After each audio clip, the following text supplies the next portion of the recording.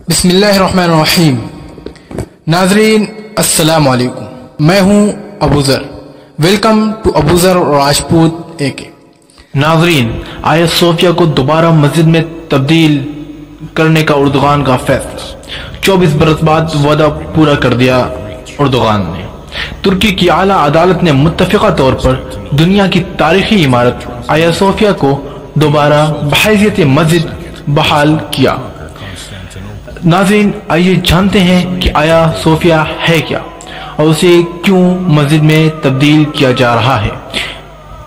اگر اس سے پہلے اگر آپ ہمارے چینل پر نئے ہیں تو برائے مہربانی ہمارے چینل کو سبسکرائب کرتے ہوئے موجود گھنٹی کا بٹن دبا کر ہماری یوٹیوب فیملی کا حصہ بن جائیں تاکہ ہماری ہر آنے والی ویڈیو آپ تک بروقت پہنچتی رہے۔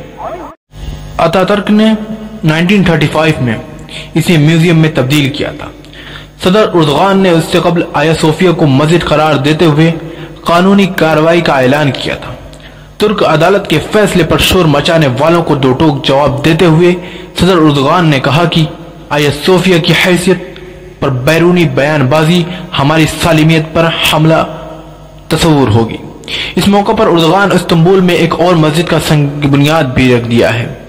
ہمارے جعلی مسلمان حکمران مسجد گرانے اور مندر بنانے میں مصروف ہیں۔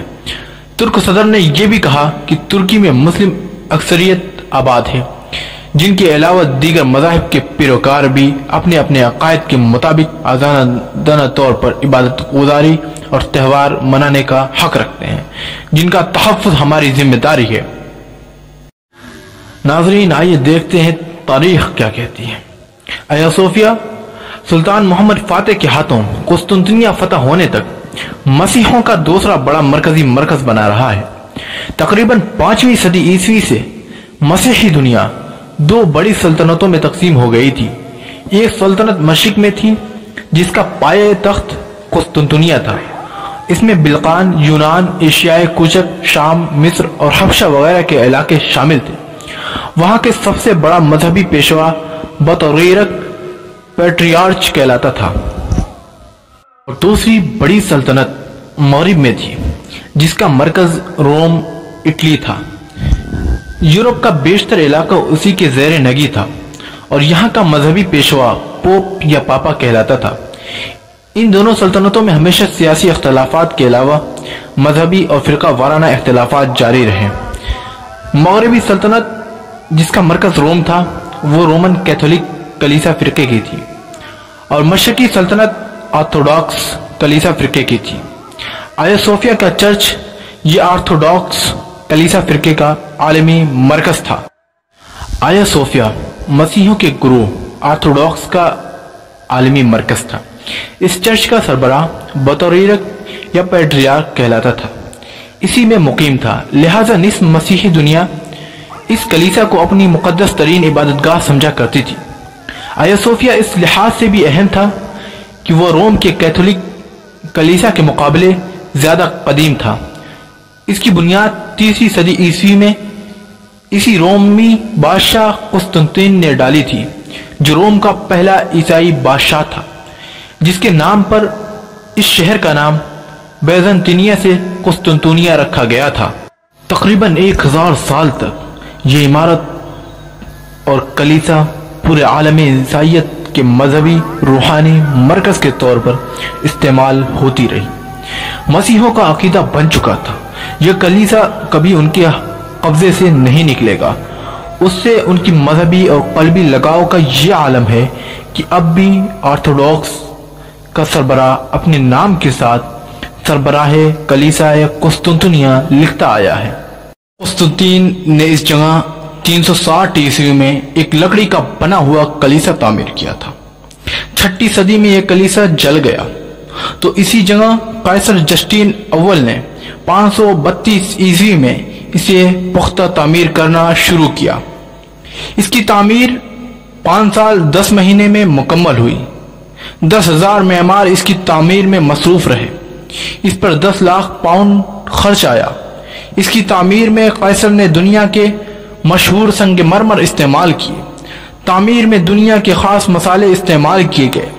دنیا بھر کے کلیساؤں نے اس میں نذرانے دیے، اور روایت ہے کہ جب جسٹین اول نے اس کی تکمیل کے بعد پہلی بار اس میں داخل ہوا تو اس نے کہا کہ سلیمان، میں تم پر سبقت لے گیا۔ نبی سلیمان علیہ السلام کے ذریعہ بیت المقدس کی تعمیر پر تکبرانہ اور گستاخانہ جملہ تھا، نعوذ باللہ۔ 1953 میں عثمانی سلطان محمد فاتح نے قسطنطنیہ فتح کیا اور بعض نتیبیوں کو شکست ہو گئی، تو اس کے شہر کے مذہبی رہنماؤں اور راسخ العقیدہ عیسائیوں نے اس کلیسا میں اس خیال سے پناہ لے لی تھی کہ کم از کم اس عمارت پر دشمن کا قبضہ نہیں ہو سکے گا۔ مشہور انگریز مورخ ایڈورڈ گیبن منظر کشی کرتے ہوئے لکھتا ہے کہ گرجا کی تمام زمینیں اور بالائی گیلریاں باپوں، شوہروں اور عورتوں، بچوں، پادریوں، راہبوں اور کنواریوں، ننوں کی بھیڑ سے بھر گئی تھی۔ کلیسا کے دروازوں کے اندر اتنا ہجوم تھا کہ ان میں داخلہ ممکن نہ رہا تھا۔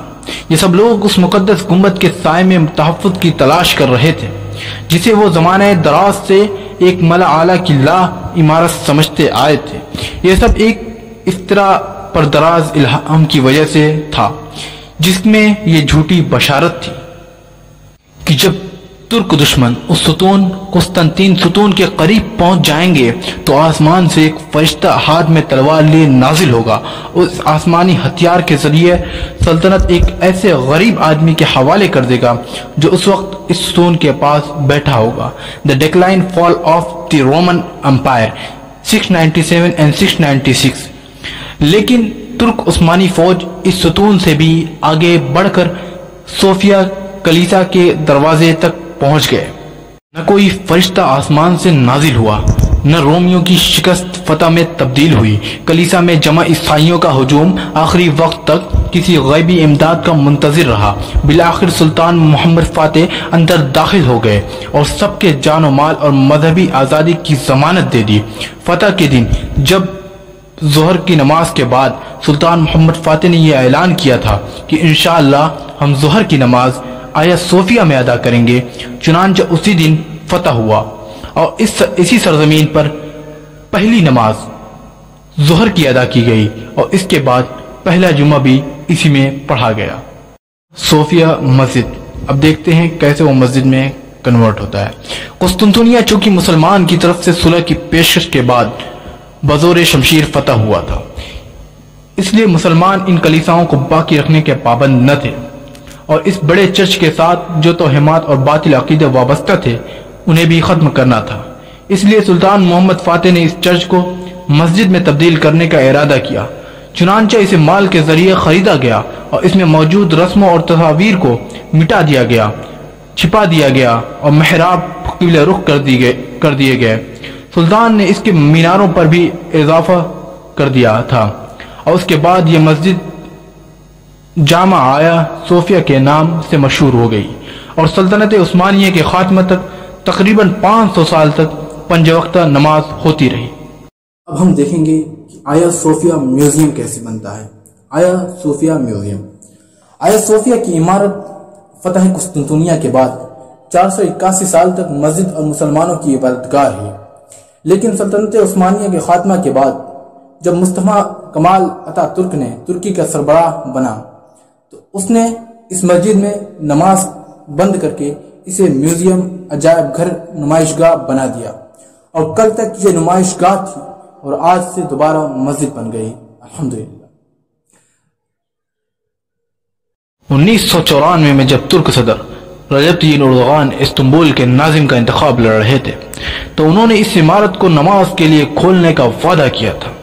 جب 2018 میں وہ یہاں قرآن کی تلاوت بھی کر چکے ہیں، اس کے بعد اسے دوبارہ مسجد بنانے کے لیے قانونی کارروائی شروع کی گئی، جس کا فیصلہ جمعرات کو سنایا جانا تھا، مگر عدالت نے فیصلہ محفوظ کر دیا تھا جسے کل سنایا گیا۔